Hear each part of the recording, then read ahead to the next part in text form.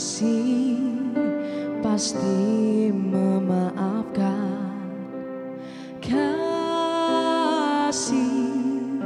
pasti murah hati, kasih-Mu, kasih-Mu, oh Tuhan. Ajarilah kami ini saling mengasihi, ajarilah kami ini saling mengampuni, ajarilah kami ini kasih-Mu ya Tuhan, kasih-Mu kudus tiada batasnya. Ajarilah kami ini saling mengasihi, ajarilah kami ini saling mengampuni, ajarilah kami ini kasih-Mu ya Tuhan, kasih-Mu kudus tiada batasnya.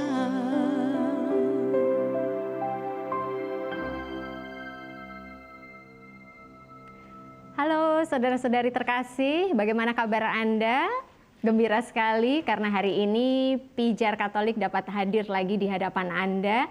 Dan tentunya masih bersama saya Anastasia Desi, dan kita akan punya tema yang tentunya menarik juga. Sebetulnya ini masih berhubungan dengan tema kita di episode sebelumnya, yaitu mengenai gereja dan teknologi. Secara khusus karena saat ini teknologi, khususnya teknologi digital, termasuk ada AI atau AI, Artificial Intelligence, kecerdasan buatan, namanya macam-macam, tapi yang jelas ini adalah salah satu teknologi yang saat ini hadir di tengah-tengah kita dan juga menimbulkan banyak diskusi mengenai hal ini, dan kita akan berbincang dengan narasumber kita mengenai bagaimana kita dapat menggunakan AI dengan baik, khususnya dalam kehidupan menggereja dan kehidupan bermasyarakat. Nah, untuk itu saat ini di studio telah hadir Romo Hari Suparwito SY. Selamat datang Romo Hari. Terima kasih. Kabar baik ya Romo ya? Baik, kabar baik. Selalu sehat dan semangat begitu. Baik, Romo Hari adalah beliau saat ini berkarya sebagai dosen, sebagai pengajar di program studi informatika Universitas Sanata Dharma Yogyakarta. Secara khusus memang beliau di sela-sela menjadi imam sejak 2002 ya Romo ya, tapi secara khusus kemudian menekuni studi mengenai informatika dan AI atau Artificial Intelligence di Australia, dan saat ini ya membimbing mahasiswa-mahasiswa di informatika Sanata Dharma. Nah, Romo Hari akan memberikan kepada kita, menjelaskan kepada kita bagaimana atau mulai dari apa begitu mungkin ya Romo ya. Kalau ada di rumah yang bertanya-tanya, sudah sering dengar, sudah sering lihat AI ini panganan opo gitu ya. Monggo Romo, silahkan boleh dijelaskan apa itu AI. Baik, secara sederhana dan juga perkembangannya saat ini. Baik, terima kasih. Kalau kita bicara tentang AI, Artificial Intelligence atau kecerdasan buatan, itu artinya bahwa itu adalah sebuah sistem, sebuah teknologi begitu ya, yang ingin membantu manusia mengerjakan pekerjaan-pekerjaan manusia berdasar pada kecerdasan yang ada dalam diri manusia. Maka kalau kita itu harus belajar, learning, si mesin itu juga, si sistem itu juga harus bisa belajar, begitu. Kalau kita itu juga bisa berkomunikasi, maka si sistem, si mesin itu juga harus bisa berkomunikasi. Kalau kita itu punya persepsi terhadap sesuatu, maka si mesin itu juga harus punya persepsi terhadap sesuatu. Sistem itu harus bisa memberikan feedback, memberikan persepsi terhadap sesuatu yang diinputkan kepada mereka. Dan tentu saja dasar mereka itu adalah data yang sangat besar ya. Jadi kita itu sudah menanamkan, kita sebagai manusia itu sudah menanamkan data dalam mesin itu, dalam sistem itu, dan kemudian mereka mengolahnya, lalu kemudian mereka memberikan feedback kepada kita untuk kemajuan, untuk perkembangan hidup kita sebagai manusia. Baik. Kalau saat ini Romo, contoh ini mungkin yang masih menerawang gitu ya, masih ngawang-awang gitu. Contoh implementasi AI yang dekat dengan kita sehari-hari itu contohnya apa sih Romo? Oke, Baik, tentu akhir-akhir ini, saya kira setahun 2 tahun ini kita itu dihebohkan dengan 2 hal. Yang pertama itu tentang metaverse. Metaverse, ya. Lalu yang kedua tentang ChatGPT. ChatGPT, wah ini yang mahasiswanya Romo udah pada pakai ini jangan-jangan. Itu apa Romo? Oke, metaverse ini adalah apa ya? Semacam dunia avatar kita begitu ya. Jadi mungkin kedepannya kita itu tidak lagi akan berinteraksi langsung begini, tapi saya itu punya avatar. Saya punya avatar, kemudian Mbak Desi juga punya avatar. Lalu yang berinteraksi itu avatar-avatar kita begitu. Baik, ini jadi ada dunia seperti di luar dunia kita begitu ya Romo ya. Ya, seperti itu. Itu gampangannya begitu ya. Lalu kemudian yang paling terbaru itu adalah soal ChatGPT ya. Kita bisa memasukkan sesuatu ke ChatGPT itu, kemudian dia bisa memberikan feedback kepada kita, mau apa kita dan sebagainya. Dan ini free ya. Jadi kita harus mempergunakan itu, ini free begitu ya. Jadi tentu ada yang berbayar ada, tapi kalaupun yang free itu sudah sangat membantu kehidupan kita. Baik. Dengan ChatGPT ini, pemirsa kalau kita mau tahu sesuatu gitu ya, dan kita mengetikkan pertanyaan di sana, nanti jawabannya akan muncul begitu. Dan ini nantinya dia akan semakin pintar. Kalau sekarang mungkin teman-teman, khususnya yang muda-muda nih, udah sering pakai gitu, masih nganggap ChatGPT urung patek pinter gitu ya. Tapi kedepannya karena dia punya kemampuan untuk learning begitu ya Romo ya, sehingga dia akan menyempurnakan kemampuannya dan nantinya juga jawaban yang diberikan akan semakin sempurna gitu. Baik itu 2 contoh yang akhir-akhir ini mungkin sering kita dengar bagaimana implementasi AI gitu ya. Nah jadi secara umum Romo kalau kita lihat AI ini apakah akan meningkatkan kualitas dan martabat kita sebagai manusia atau justru sebaliknya gitu. Jangan-jangan nanti ini lebih pintar daripada kita, terus kita gimana? Kan ada pertanyaan seperti itu ya Romo ya. Prinsip yang harus dipegang adalah mereka itu ciptaan manusia. Baik. Iya, jadi mereka itu ada ciptaan kita. Mereka itu adalah yang membuat, yang memprogram, yang mengcoding itu adalah juga orang-orang seperti hanya kita, ya. Maka harusnya kita lebih pintar dari mereka begitu ya. Bahwa kemudian mereka itu lebih cepat tentu saja ya, tapi itu harus dilihat bahwa teknologi seperti ChatGPT itu dia menggabungkan sekitar 30.000 40.000 manusia untuk berpikir bersama, sedangkan kita sendirian begitu ya. Nah tentu, tapi kalau apa yang membedakan ini mungkin yang perlu kita lihat ya, apa yang membedakan bahwa mereka mesin itu tidak punya ide. Baik. Kita punya ide, mereka tidak punya ide. Kita kreatif, mereka tidak kreatif. Mereka itu belajar dari apa yang kita berikan, begitu. Ya, jadi ini yang membedakan antara manusia dengan AI. Jadi maka kalau kita nggak kreatif, kalau kita nggak punya ide, ya kita akan dihantam oleh AI. Baik. Begitu. Tapi sebagai manusia harusnya kita kreatif. Sebagai manusia harusnya kita tentu akan memunculkan ide-ide begitu. Itu yang tidak dipunyai oleh AI. Bahwa AI bisa mengerjakan lebih cepat, ya memang begitu ya. Bahwa AI bisa membantu kita kapanpun, menyempurnakan dan sebagainya itu ya. Tetapi itu semua sebenarnya ide dan itu kreativitas kita sebagai manusia. Nah ini sebenarnya poin bedanya antara manusia dengan AI itu tadi. Baik. Gitu. Jadi kalau udah begini seharusnya kita ini perlu takut nggak Romo? Atau mungkin kalau kita melihat kita sebagai umat Katolik gitu ya, kita punya panduan-panduan, kita punya nilai-nilai dan seterusnya. Nah, kita gimana nih Romo? Atau mungkin gereja sendiri gimana Romo memandang ini begitu? Kalau takut tentu saja tidak ya, karena bagaimanapun juga mereka itu adalah ciptaan kita. Baik. Sedangkan kita diberi kemampuan yang lebih tinggi daripada mereka karena kita ciptaan Tuhan begitu ya.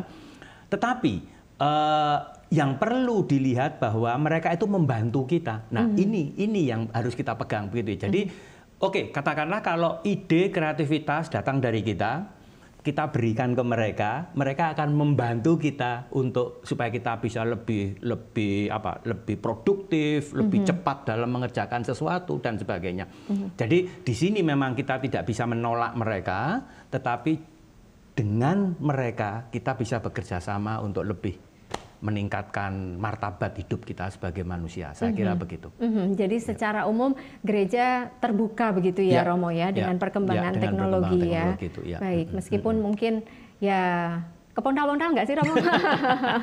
Tapi yang jelas terbuka, dan bahwa pada dasarnya teknologi digunakan untuk meningkatkan kualitas kehidupan kita, meningkatkan martabat manusia juga gitu. Nah, kalau Romo lihat di gereja sendiri saat ini, khususnya di gereja-gereja di Indonesia gitu ya, atau mungkin di Keuskupan Agung Semarang begitu, apakah ini teknologi ini sudah digunakan dengan cukup baik, atau apakah Romo melihat teknologi seperti ini termasuk AI di dalamnya bisa digunakan untuk pengembangan iman kita dan seterusnya begitu, Romo? Ya, dalam hal ini saya kira kita dalam tanda petik gitu, kita harus berterima kasih pada pandemi COVID kemarin.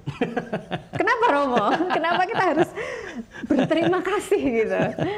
Karena ketika pandemi itu terjadi dan itu menjungkir balikkan pola pikir mindset kita sebagai manusia begitu ya, maka saya kira itu yang itu blessing in disguise bagi kita, bagi gereja Katolik begitu ya. Lalu dulu kita tidak mengenal ada misa online, sekarang ada mengenal misa online begitu ya. Lalu kita mempergunakan segala macam teknologi, entah itu kamera, entah itu macam-macam hal yang untuk agar antara umat dengan gereja itu tidak terputus begitu karena ada pandemi itu ya.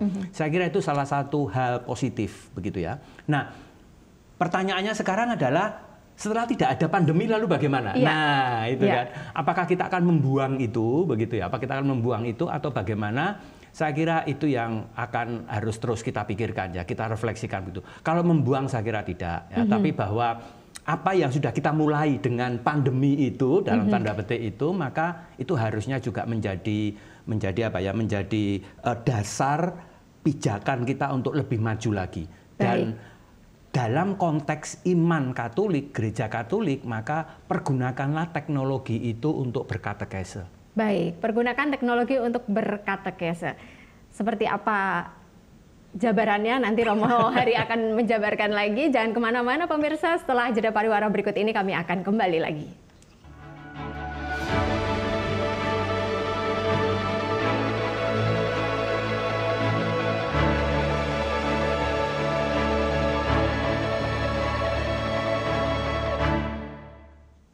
Terima kasih, masih bersama Pijar Katolik, dan kita masih bicara mengenai gereja dan teknologi, dan secara khusus bagaimana implementasi teknologi dalam kehidupan menggereja bersama dengan Romo Hari Suparwito SY yang saat ini beliau berkarya sebagai pengajar di Program Studi Informatika Universitas Sanata Dharma Yogyakarta. Ya, Romo tadi ya, teknologi AI kita belajar banyak dari pandemi yang lalu, blessing in disguise begitu, khususnya dalam kehidupan menggereja juga ya. Dulu kalau misa itu harus ketemu, harus kelompok gitu ya. Tapi sekarang kita bisa menggunakan teknologi sebagai sarana. Misa online bisa supaya mungkin Romo dengan umatnya juga bisa terus berkomunikasi, berhubungan, pelayanan-pelayanan bisa terus dilaksanakan begitu. Tapi sekarang sesudah pandemi ini apa yang bisa kita lanjutkan kira-kira begitu, Romo? Oke, baik.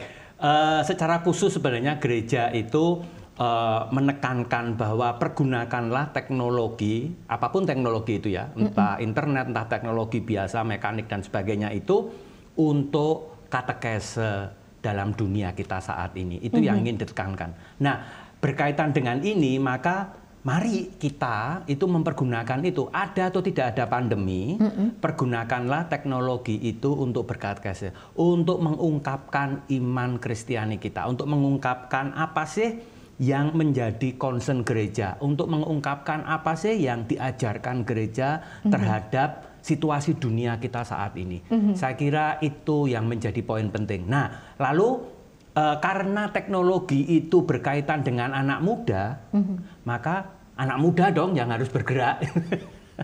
Iya, ini kalau udah terlanjur seperti saya atau mungkin generasi di atas saya mau belajar lagi itu memeng gitu istilahnya ya Romo ya. Tapi kalau teman-teman yang muda-muda, para orang muda Katolik tentunya sudah cukup akrab dengan ini. Nah, yang bisa dilakukan apa Romo? Contohnya Romo. Baik ya. Jadi saya sendiri punya pengandaian begitu ya. Teknologi harus dipergunakan untuk katekese. Ada banyak cara untuk itu. Dan orang muda dengan kreativitasnya, dengan idenya, saya berharap bahwa dari mereka lah akan muncul apa yang tadi dikatakan oleh gereja, agar gereja dengan teknologi bersinergi bersama untuk berkatekese. Nah, ada banyak cara. Misalkan paroki itu seharusnya sudah punya komsos. Baik. Dan anak-anak muda dipanggil untuk untuk menjadi staf di komsos itu, bagaimana mengungkapkan lewat audiovisual dan sebagainya. Cara lain, misalkan paroki atau kita sendiri sebenarnya, siapa sih di antara kita itu yang tidak punya Instagram, tidak punya Facebook, tidak punya YouTube, tidak punya TikTok? Nah, saya nggak punya TikTok, tapi saya punya Instagram dan Facebook, Romo. Ini bisa kita manfaatkan juga ya, Romo.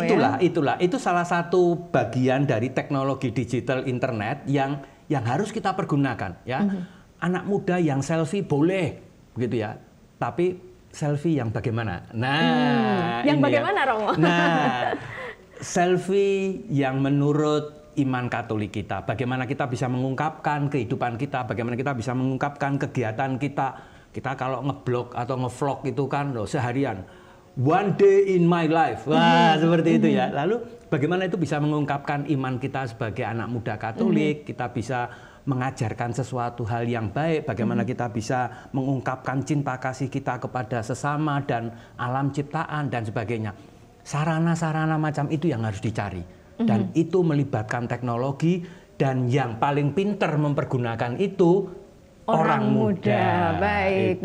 Jadi tentunya ada hal-hal yang harus diperhatikan ya, karena kalau penggunaan teknologi ini ada potensi bahwa teknologi ini akan memunculkan dampak negatif juga, begitu ya, Romo? Bisa ada potensi seperti ini. Nah, hal-hal yang harus kita perhatikan apa, Romo? Kalau contohnya mungkin yang paling gampang kalau kita bermedsos gitu, atau kalau kita di internet sedang berselancar begitu ya, yang nggak boleh itu apa? Kalau kita mau mengikuti nilai-nilai kita sebagai orang yang beriman. Mungkin yang paling pertama yang ingin saya tekankan adalah soal privacy ya. Jadi bagaimana saya itu menghargai privasi orang lain, bagaimana akhirnya saya juga minta supaya privasi yang ada dalam diri saya itu juga tetap bisa ada dan dihargai oleh orang lain.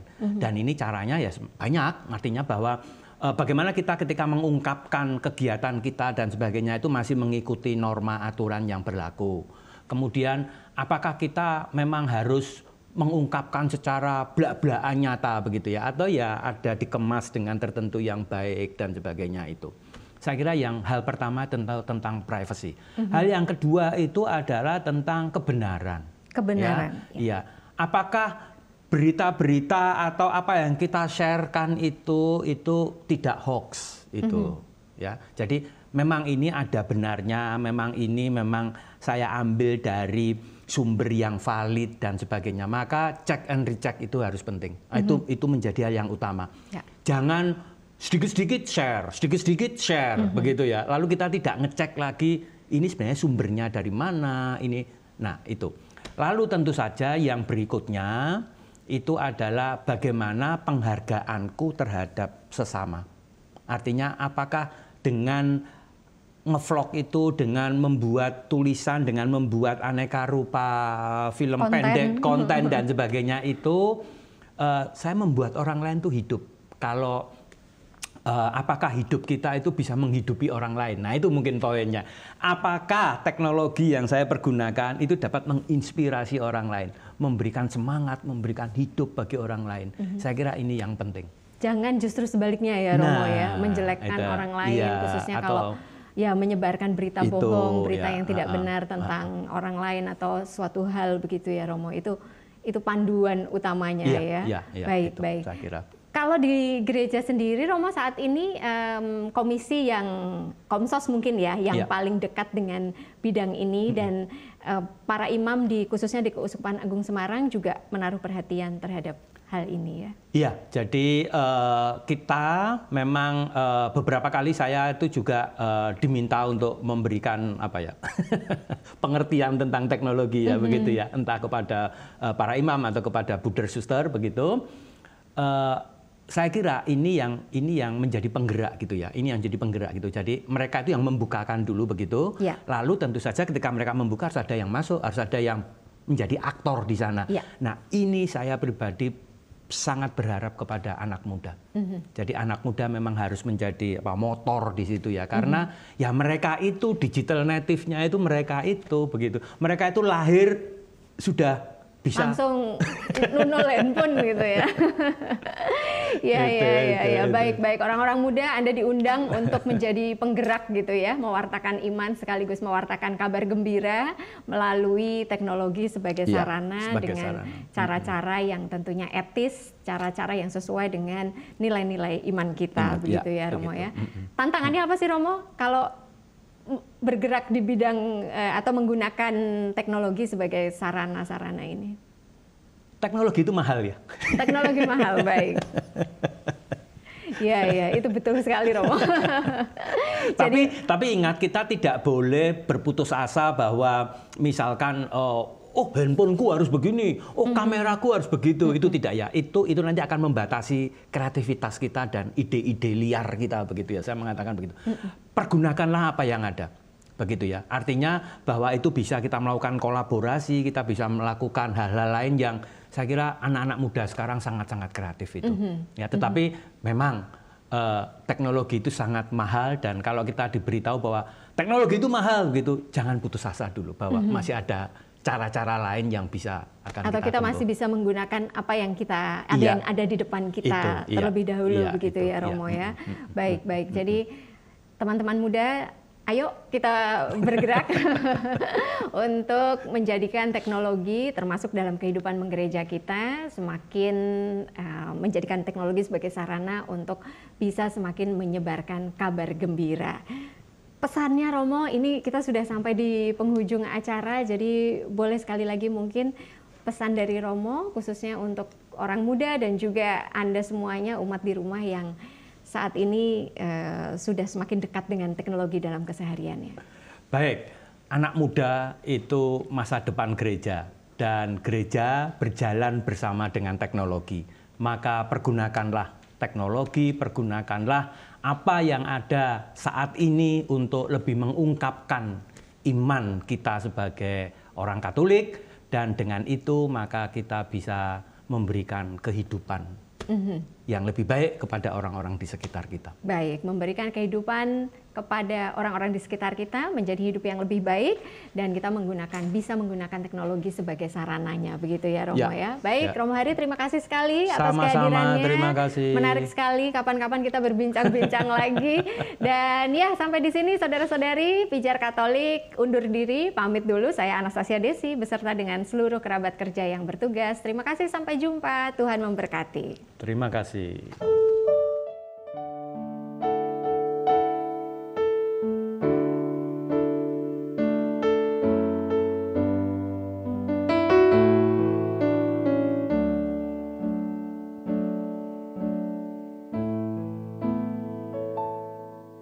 Di dalam doamu kau sebut